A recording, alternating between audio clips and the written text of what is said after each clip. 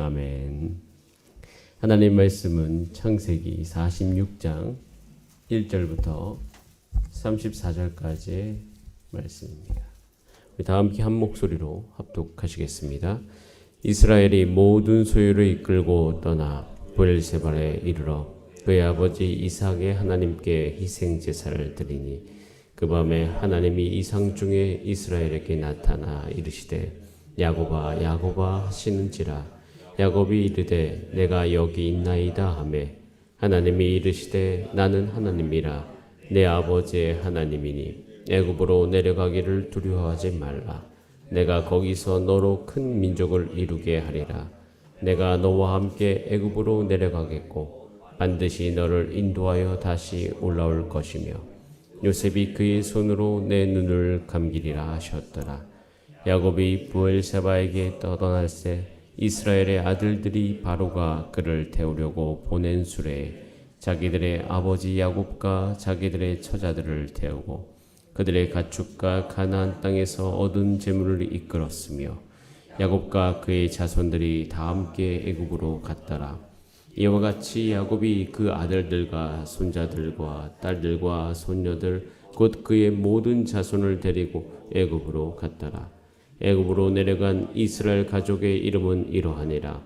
야곱과 그의 아들들 곧 야곱의 맏아들 르우벤과 르우벤의 아들 한옥과 발루와 헤스론과 갈미요 시몬의 아들은 여무엘과 야민과 오악과 야딘과 스알과 가나안 여인의 아들 사울이요 레위의 아들은 게르손과 그압과 무라리요 유다의 아들 곧 엘과 오난과 셀라와 베레스와 셀라니 엘과 오난은 가나안 땅에서 죽었고 베레스의 아들은 헤스론과 하물이요 이사갈의 아들은 돌라와 부아와 윕과 시므론이요 스불론의 아들은 세렉과 엘론과 얄레엘이니 이들은 레아가 밧단 아람에서 야곱에게 난 자손들이라.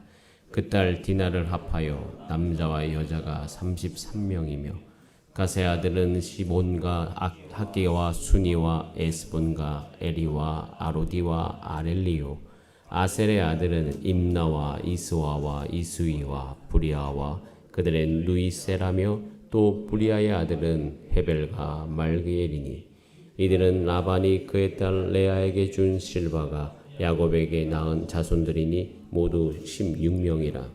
야곱의 아내 라헬의 아들 곧 요셉과 베냐민이요 애굽 땅에서 오네 제사장 보디베라의 딸 아스낫이 요셉에게 낳은 무나셋과 에브라임이요 베냐민의 아들 곧 벨라와 베겔과 아스벨과 게라와 나아만과 에이와 로스와 밈과 훔밈과 아르시니 이들은 라헬이 야곱에게 낳은 자손들이니 모두 14명이요 단의 아들 후심이요 납달리의 아들 곧 야셀과 구니와 예셀과 실렘이라.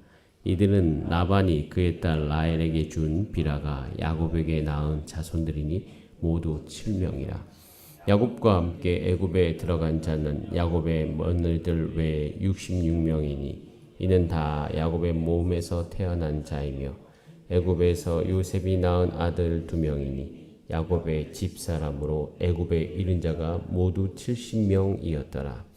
야곱이 유다를 요셉에게 미리 보내어 자기를 고센으로 인도하게 하고 다 고센 땅에 이르니 요셉이 그의 수레를 갖추고 고센으로 올라가서 그의 아버지 이스라엘을 맞으며 그에게 보이고 그의 목을 어긋맞춰 안고 얼마 동안 울매 이스라엘이 요셉에게 이르되 내가 지금까지 살아있고 내가 내 얼굴을 보았으니 지금 죽어도 족하도다.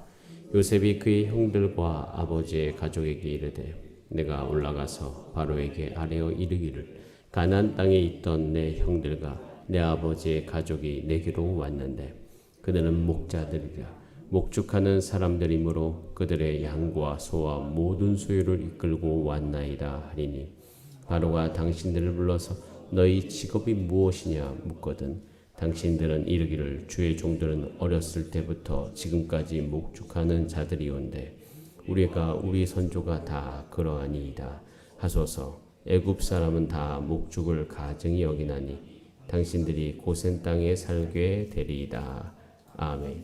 다 함께 기도드리겠습니다.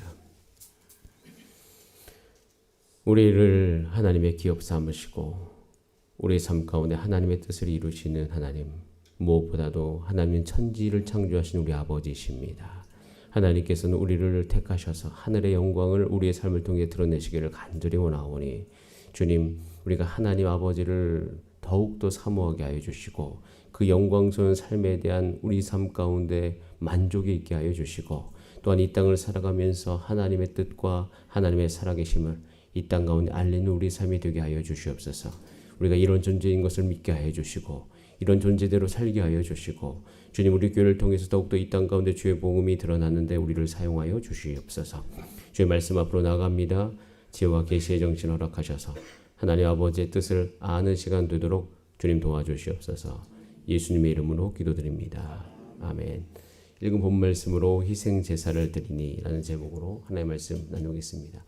야곱의 집에 경사가 났습니다. 그것은 요셉이 이제 총리가 되었다는 소식이 야곱 집에 들렸기 때문입니다.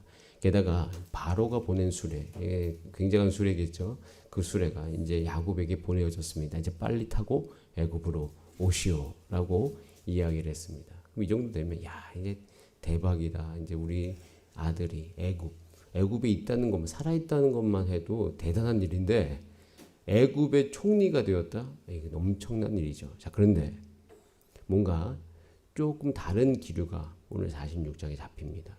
그것은 뭐냐면 약간의 주저하고 있는 야곱, 뭔가 두려워하고 있는 야곱, 뭔가를 두려워하고 있어요. 그런데 이것이 저는 참 좋게 느껴집니다. 왜냐하면 우리 다 함께 1절 말씀을 같이 한번 읽어보겠습니다. 1절입니다. 시작. 이스라엘이 모든 소유를 이끌고 떠나 부엘세바에 이르러 그의 아버지 이삭의 하나님께 희생 제사를 부엘세바에 갔습니다. 여기 야곱은 왜 갔을까요? 우선 부엘세바, 아브라함이 아비멜렉과 7 암양 새끼로 맺은 맹세를 기념하는 명칭이죠. 그 7개의 우물, 그래서 부엘세바라고 합니다. 여기는 어떤 곳이냐면요, 영원한 언약이 있는 곳이에요. 창세기 21장에 보면 아브라함은 부엘세바에서 에셀나무, 에셀나무는 굉장히 좀 영원성을 뜻하는 나무입니다. 거기서 에셀나무를 심고 거기서 영생하시는 하나님 여호와의 이름을 불렀다고 성경은 증언하고 있습니다. 즉, 이 언약, 그러니까 이 우물에 대해서 이제 언약을 하면서 이 우물을 통해서 하나님이 자신의 삶 가운데 이 언약을 끝까지 지키실 것인가에 대한 하나님에 대한 믿음이 있는 곳이에요. 그 부엘세바는 또 어떤 곳이냐면 창세기 21장 14절에 보면 이스마엘을 낳고 이제 사라를 이제 무시하던 하갈이 쫓겨나죠. 그래서 이집트로 애굽으로 돌아가다가 부엘세바에서 방황했다는 기록이 있는데 하나님께서 그 인간사의 허물을 덮었던 곳이 부엘세바입니다. 그리고 이 부엘세바는 단 아브라함뿐만 아니라 이삭도 거기에 상당히 많이 머무르면서 제단을 쌓았던 곳, 즉 하나님의 뜻이 이 아브라함과 이삭과 야곱의 가족에 나타났던 곳이 바로 부엘세바. 이 부엘세바는 즉 영적인 자산이 쌓였던 곳입니다. 거기에 갔어요. 자, 거기서 무엇을 했습니까? 희생 제사를 드렸습니다. 야곱이 이곳에서 제단을 쌓았다는 것이에요. 야곱은 지금 애굽으로 내려가는 것이 주저하고 있습니다. 왜 주저할까요? 야곱은 인생을 살면서 경험을 했습니다. 하나님의 뜻과 상관없이 머문 땅에서 겪었던 끔찍한 일들이 그의 모든 피부 가운데 뼛속까지 남아있는 거예요. 그리고 애굽으로 내려가서 혹시나 요셉이 총리가 된 것은 좋으나 그 애굽은 이방인의 땅이요. 거기에 70명이 가서 과연 살아남을 수 있을까? 그 애굽이란 거대한 민족 안에서.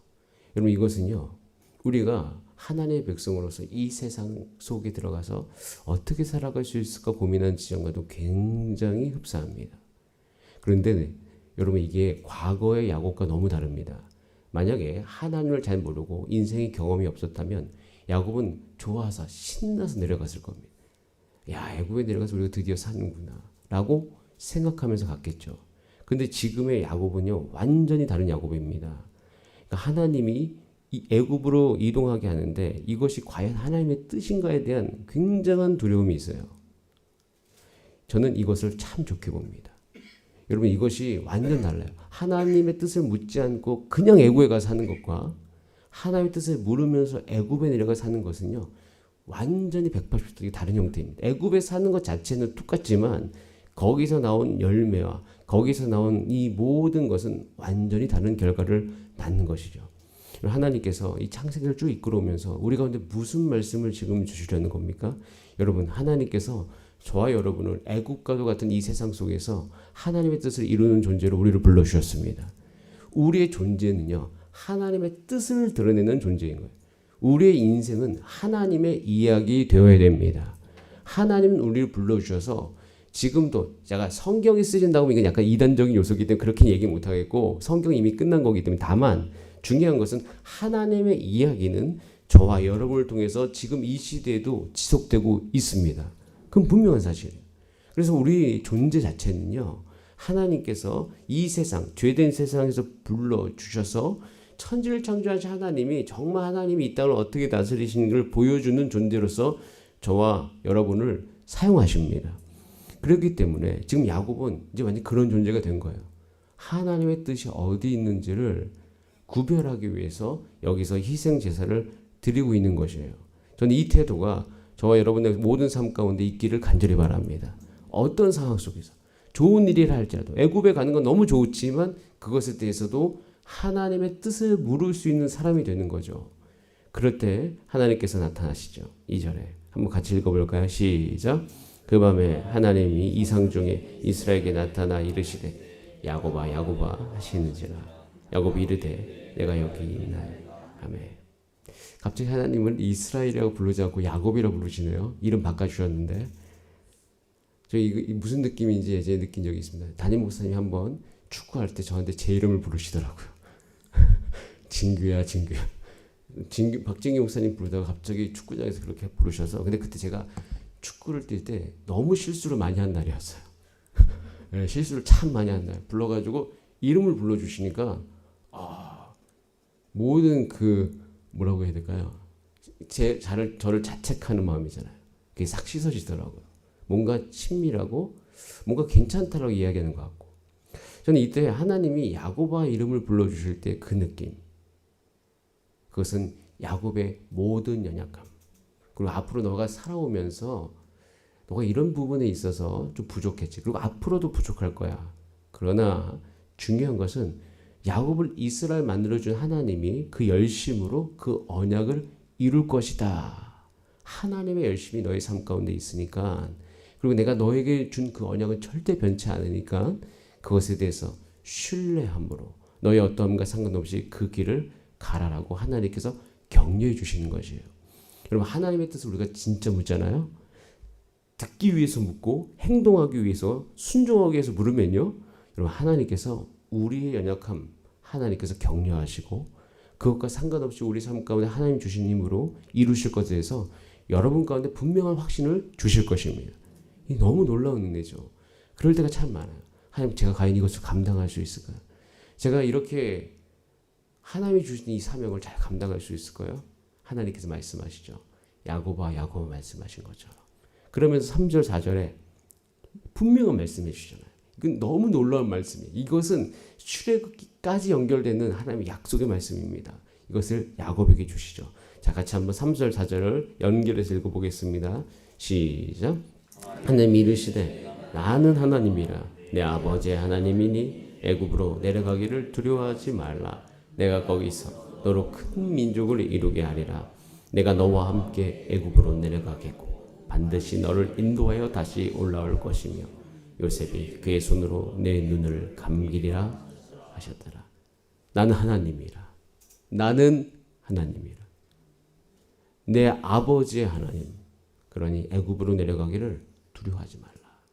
거긴 나의 뜻이 있다.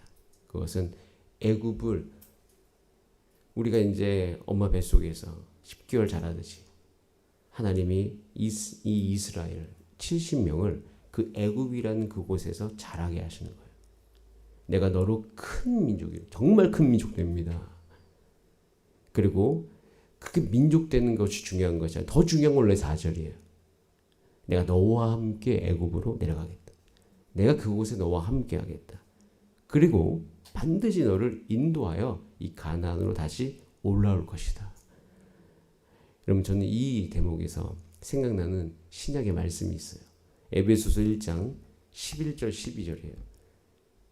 모든 일을 그의 뜻의 결정대로 일하시는 이의 계획을 따라 우리가 예정을 입어서 그 안에서 기업이 되었으니 이는 우리가 그리스도 안에서 전부터 바라던 그의 영광의 찬송이 되게 하려 하심이라.